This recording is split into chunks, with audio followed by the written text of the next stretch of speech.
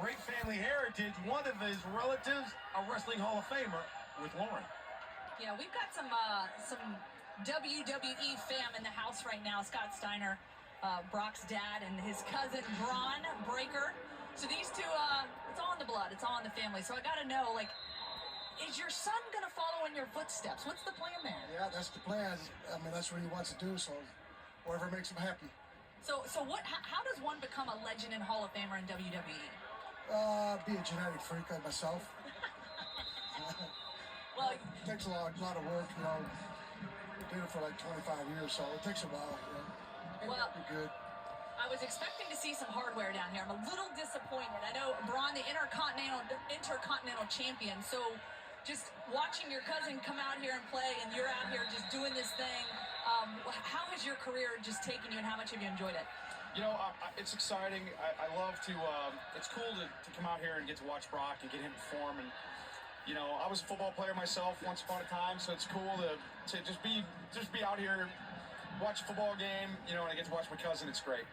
And football and wrestling, how do the two correlate, and what makes his skill set match what it takes to be a WWE wrestler? Yeah, I mean, I think physicality is, you know, first and foremost, that translates the most. I mean, there's so many things that go into it, but, you know, I think football and you know, and obviously amateur wrestling are probably the top two sports that translate over to what we do. So, you know, I think it's in the family blood, it's family business, so I think he's going to take to it really well. I'm excited for him. All right, and so Brock, is he going to have like some special wrestling name? Like, what's the deal? Are we getting him prepped and ready for this? No, he's a Steiner, so that helps out. But no, he's a good athlete, so anything, the sky's the limit for him, you know. Has Dad been coaching him up lately? Have you been coaching him getting ready? Not yet, but when the time's right, we'll, you know, I'll help him out any way I can. How about that? And how about Brock making the catch? Well, your son just made the catch. Man, we got backs to the field. We didn't see it. So now you're like, man, he heard your voice. Right? Yeah. That is phenomenal. Touches. He's wide open on a couple passes. But. Hey, look, we don't get to script TV out like that, and your son just did that behind you. How special is it just to be able to see him out here living out his dream as a football player and maybe one day as a wrestler? I'm happy for him. You know, watch him fulfill his athletic dreams. So once football is over, then he'll do it with wrestling. All right, sounds good. We appreciate you, Scott Steiner, Braun Breaker. Got to get that right, and one day we'll see Brock out there, guys. Give a flex. Is that what we do in wrestling? There you go. You gotta kiss your bicep. Oh, come on. Love it. That's Laura talking with Big Papa Pump. You know, that's what he called himself. Yeah, he had a name, man. This young man's gonna make a name for himself. Ooh, I mean, look at that. We saw him up close pregame. And talk about genetic freaks. Yes, you're right. He's one too, man. You see the arms? He is put together. And those arms, those are legit. Man, that is not... Suns out, guns out there. That is not Photoshop. That is real. And he can run. I mean, watch him make this play. I mean, he gets up the field, gets inside, nice soft hands. Wrestlers aren't supposed to have soft hands like that. Man. Love it. That Bobcat fell right off, bounced right off them arms.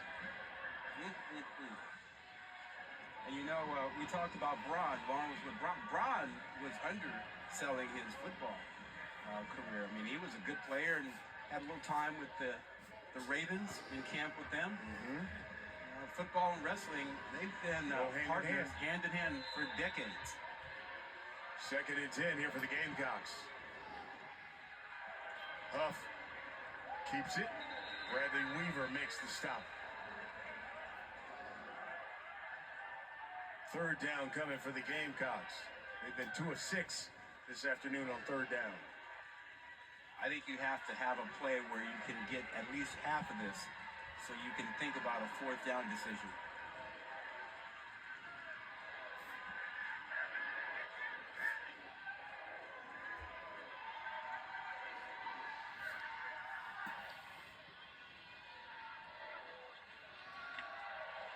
Huff looking, throwing to the outside. Incomplete to Cam Vaughn. My goodness, how about Huff looking like Baker Mayfield?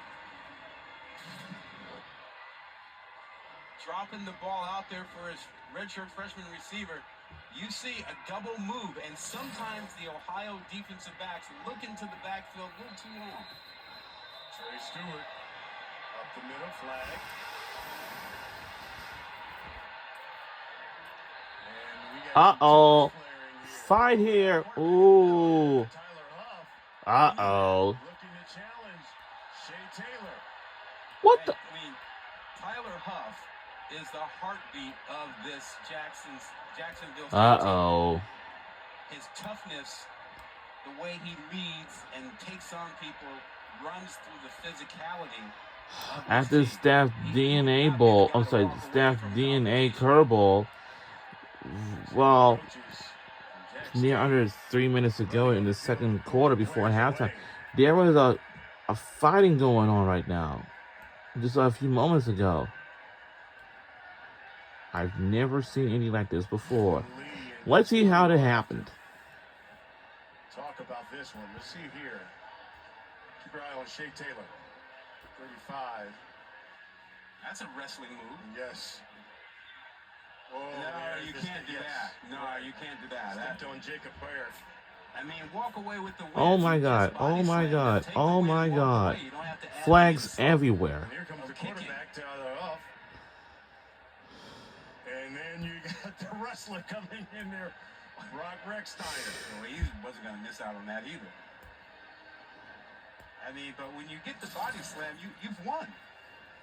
No need to step on the guy.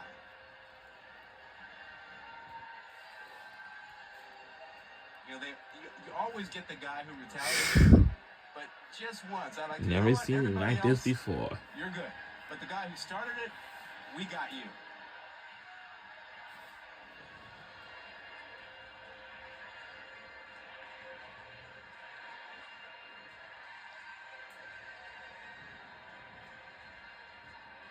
Three flags. These flags are everywhere. Down, so obviously you're gonna have. It's like if somebody's gonna get ejected, yes. And some of the players will get ejected too. Backup tight end that got slammed by Shea Taylor. Wow. Huge. Wow, huge fine, and the flags are The everywhere. entire defense. He had 4 or 5 green shirts. He didn't care. You will not treat my tight end that way.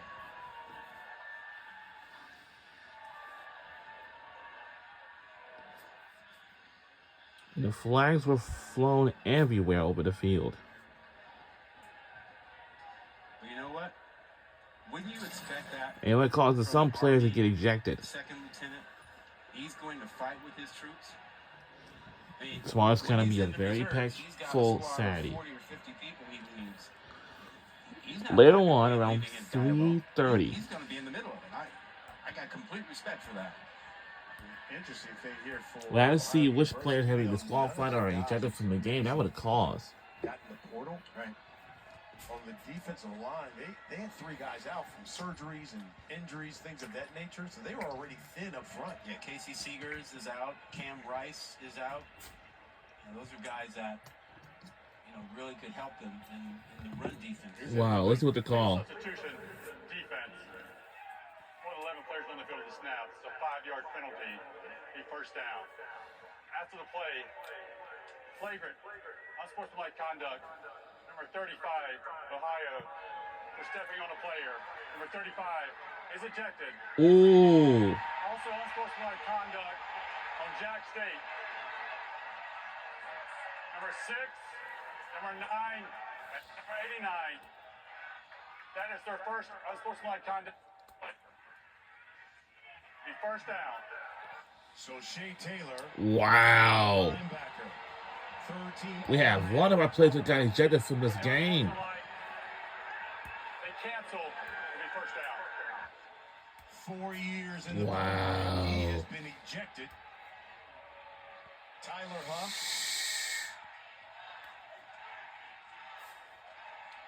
I don't believe this at all. And Gerard Bowie. And the reason they write those down is because if you get a second one, you're gone. So they're going to track that with the players whose names you heard, including quarterback. The quarterback, Tyler Huff. Shea Taylor is out See, that, and ejected I from the don't game. blame That's Huff. not good. I know you got to keep the peace. And we're under 3 minutes to go in the the second quarter before halftime. I know the first band had made it way down to the field. So through all of that, it is first down. that's going to be first down for Jacksonville State.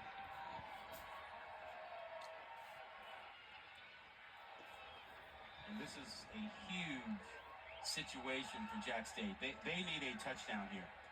Keep in mind, they get the football to begin the second half.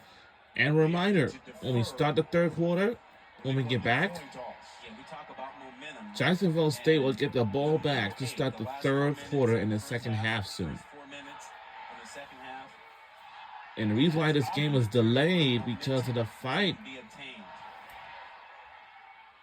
This is the first time in this podcast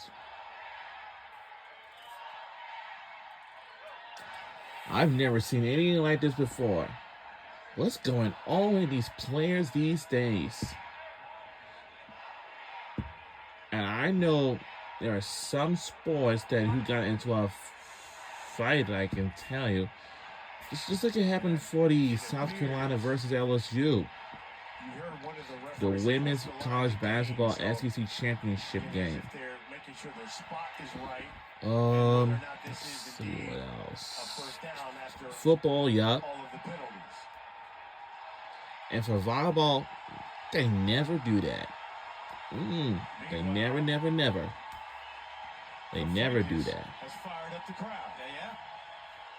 And the reason is they stay on side by side. We came to play, but we'll fight. As for volleyball players, they never do that. They never do that. I'm glad. So helpful. That's the first infraction. Correction, the play foul, so we take it out.